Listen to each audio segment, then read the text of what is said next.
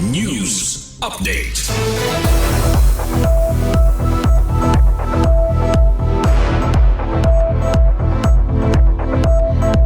Kabarangay ha oras nga 8 minutos pa ug sa magalas sa 3 ada nato ang news update. Eastern Samar State University ginpresentar adto na ginhurma nga STI Strategic Communication Plan para ini hadto na Eastern Samar. Ada naton report.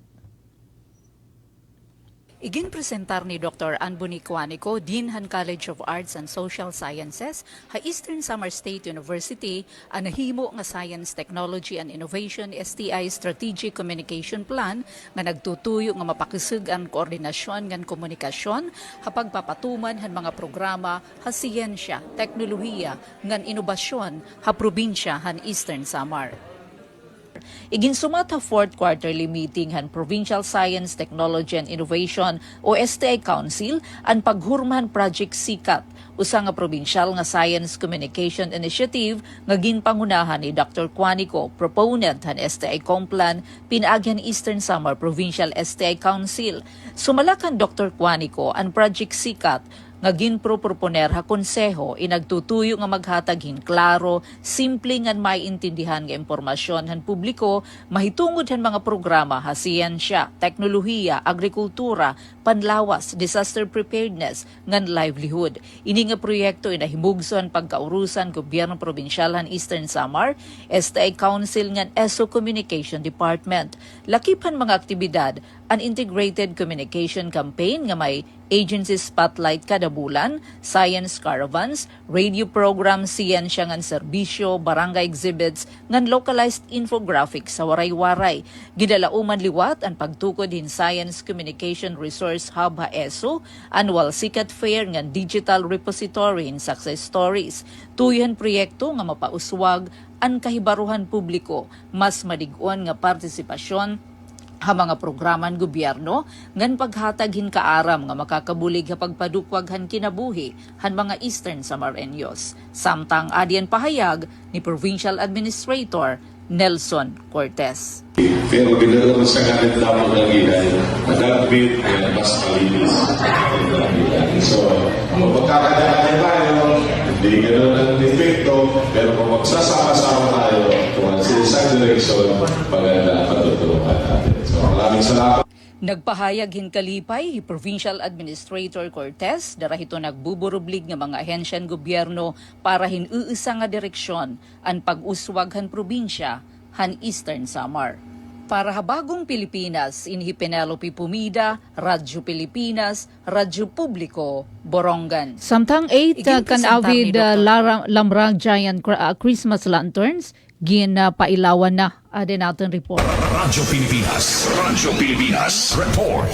Nagpakita hin kalipay ngan kadasig ang mga kan-avidnon ngan mga bisita durante han seremonya lights on han 8 Lamrag Giant Lantern Festival hakan avid Great Park didahan gabi han Disyembre 8, 2025.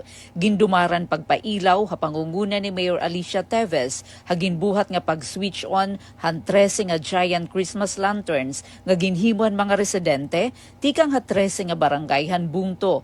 Ginlalauman kada tuig ang festival kumo paisan-isan han pagpakita hin innovation ngan creativity hit mga kanda-avidnon pinaaghin paggamit hin recyclable materials para makahimuhin mag-anyag makulor nga mga Christmas lanterns. Siyahan ini nga ginpasundayag han 2017 ngan temporaryo nga naudeng han 2020 tungod han COVID-19 pandemic. Sumalakan Sebastian Baste Pumarejos, Municipal Tourism Officer Designate, daka na ihatag nga benepisyon festival ha turismo han Bungto. Nagdangat sa sobra 10,000 ang turista nga binisita kan avid han Disyembre 2024 rason han padayon nga paglamrag han Lantern Festival.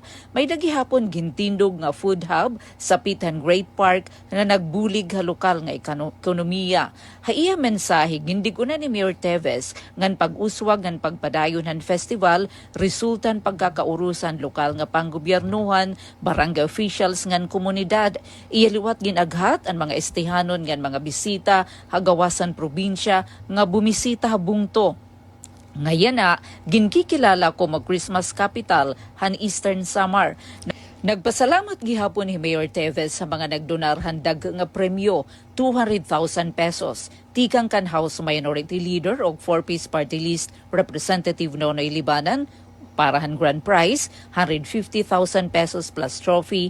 Tikang kan Congressman Sheen Gonzales, second prize, 100,000 pesos plus trophy. Tikang kan Governor Ralph Vincent Ivardoni, third prize, 10,000 pesos consolation prize. Tikang kan Vice Governor Maricar Sison Gutisan, parahan nan winning entries, dugang nga 10,000 pesos. Tikang kan Mayor Teves, parahan mga barangay nga nagpailaw, hinira kalugaringan nga parol, hatag sa tagsa nga lugar. Pinaagi kan anay oras Mayor Vivian Alvarez, iginpaabot nira Congressman Libanan o Congressman Gonzales ang irapadayon nga suporta, habungto han kanavid. Samtang Board Member Attorney PJ Ivardoni nagsiring nga ang kanavid naging consistent nga Christmas capital han Eastern Samar, darahan liderato ni Mayor Teves ngan suportahan konseho. Dirilay ni basta pagpailaw kundi simbolohan pagbuburublig nga nagahatag lamrag bisan ha pinakamakuri nga panahon dugang paniya. Ang entries igja-judge duha ka beses, Disyembre 8, 60%, nga Disyembre 22, 40%, pinaagyan masunod nga criteria. Creativity and recyclable materials 30%, craftsmanship 20%, visual impact 10%, lighting and effects 40%. Igpapagawas ang mga magdadag ha Disyembre 27, 2025 durante han Christmas party han Liga ng mga Barangay ngan SK Federation. Magpapadayon ang festival tubtub siyahan nga simana han Enero 2025. Para habagong Pilipinas, inihi Penelope Pumida, Radyo Pilipinas, Radyo Publiko, Borongan. Amad to ka barangay, anato na news update at ipen Pumida ini, utro, maupay nga kilip. Mula sa pinakamalawak na newsroom sa buong Pilipinas, ito ang Radyo Pilipinas News Update.